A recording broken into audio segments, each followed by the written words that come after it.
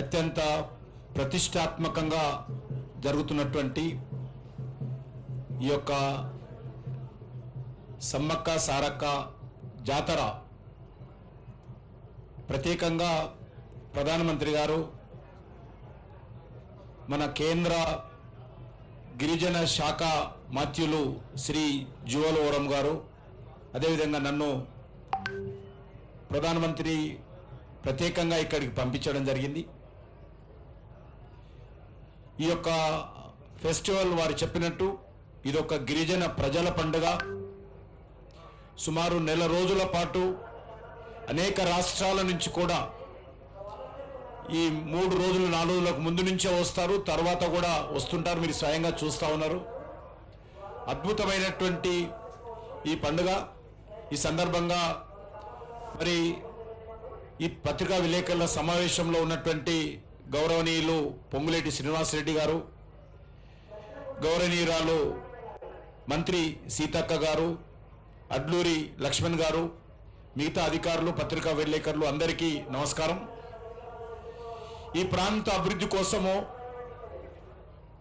మరి రాష్ట్ర కేంద్ర ప్రభుత్వాలు కూడా కలిసికట్టుగా ఈ ప్రాంతాన్ని అభివృద్ధి చేసుకోవాల్సినటువంటి అవసరం ఉంది.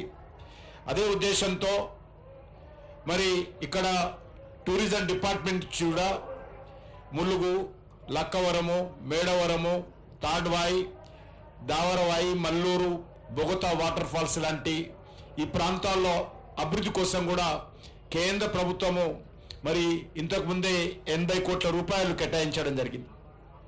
అదేవిధంగా ఇక్కడ సమ్మక్క సారక్క కేంద్రీయ విశ్వవిద్యాలయం 890 కోట్ల రూపాయలతో అత్యంత ప్రతిష్టాత్మకంగా యూనివర్సిటీ రాబోతుంది.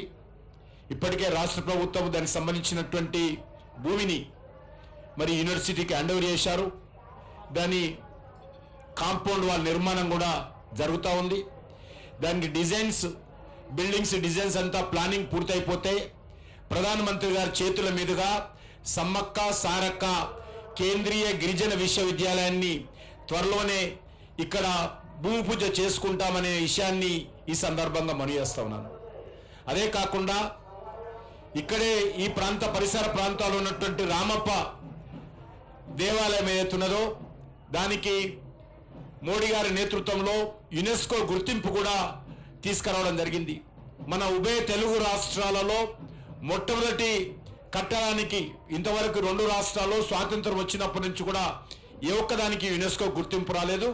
మొట్టమొదటి గుర్తింపు మోడీ గారి నేతృత్వంలో మన ఈ ప్రాంతంలో ఉన్నటువంటి రామప్ప దేవాలయానికి రావడం జరిగింది.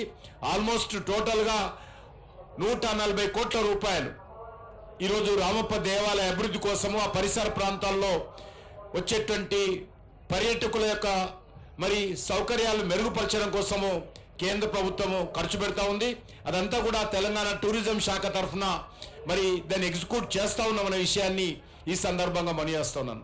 అంతేకాకుండా ఈ యొక్క గిరిజన ప్రాంతాల అభివృద్ధి కోసము ప్రధానమంత్రి జన్మన్ యోజన కింద మన జిల్లాలో మన యొక్క తెలంగాణ రాష్ట్రంలో ఉన్నటువంటి అనేక మంది ట్రైబల్స్ యొక్క సంక్షేమం, ఎందుకంటే చాలా ట్రైబల్ గ్రామాల్లో ఇంతవరకు రోడ్లు లేవు, చాలా ట్రైబల్ గ్రామాల్లో ఇంతవరకు విద్యా సంస్థలు లేవు, చాలా ట్రైబల్స్ గ్రామాల్లో హెల్త్ సౌకర్యం లేదు.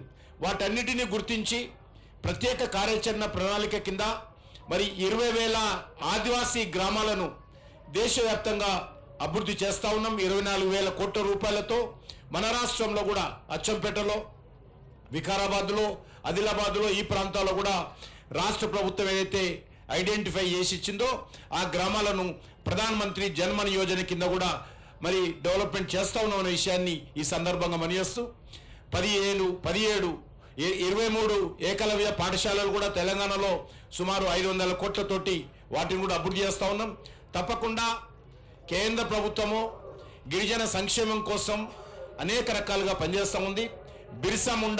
భగవాన్ బిర్సా ముండా ఏదైతే ఆదివాసీ నాయకుడు మరి స్వాతంత్ర సమరం కోసం మరి స్వాతంత్రం కోసం పోరాటం చేశాడో ఆయన జన్మదినాన్ని భారత ప్రభుత్వము మరి జాతీయ దినోత్సవంగా ప్రకటించి ఈరోజు ఆ యొక్క బిర్సా ముండా దినోత్సవాన్ని దేశవ్యాప్తంగా నిర్వహిస్తూ ఉన్నాము. మరి ఈ రకంగా అనేక కార్యక్రమాలు నిర్వహిస్తూ ఉన్నాం.